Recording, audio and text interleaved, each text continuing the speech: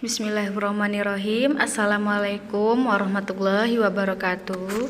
Kita lanjut kembali yaitu pembelajaran kita, yaitu sambungan kemarin menjelaskan arti kata sulit dalam teks non-fiksi pembelajaran 1.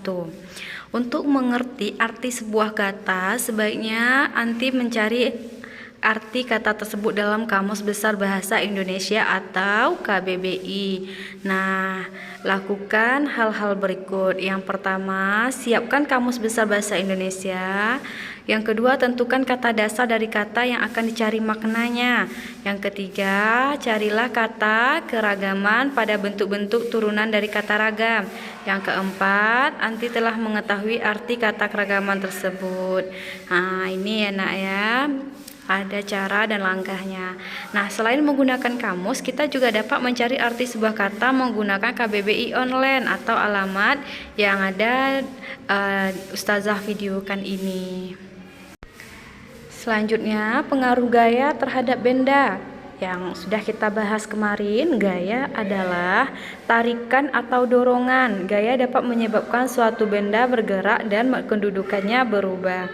Untuk melakukan gaya diperlukan tenaga. Keadaan suatu benda dapat berubah akibat pengaruh dari gaya. Nah, itulah yang disebut dengan gaya. Anti ingat ya nak, kemarin sudah kita bahas juga apa itu gaya dan apa saja contoh gaya. Nah, ini Ustazah lanjutkan kembali, yaitu pengaruh gaya terhadap benda. Nah, selanjutnya pengaruh gaya terhadap benda antara lain satu, benda yang dia menjadi bergerak. Nah, ini sudah Ustazah jelaskan di video sebelumnya. Nah, untuk Anti lebih mudah mengingatnya, silahkan ulang dipahami yang Ustazah sampaikan ini. Silahkan Anti lihat lagi ya. Di video sebelumnya juga ada Ustazah buat contohnya.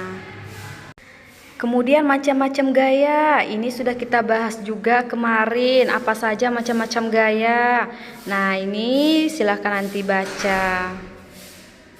Pembelajaran kedua, menyanyi sesuai tinggi rendah nada. Nah, ini sekedar Anti tahu saja, sekedar pengetahuan kita, belajar saja ya nak ya, karena kurikulum kita mempelajari ini, jadi kita sekedar belajar saja.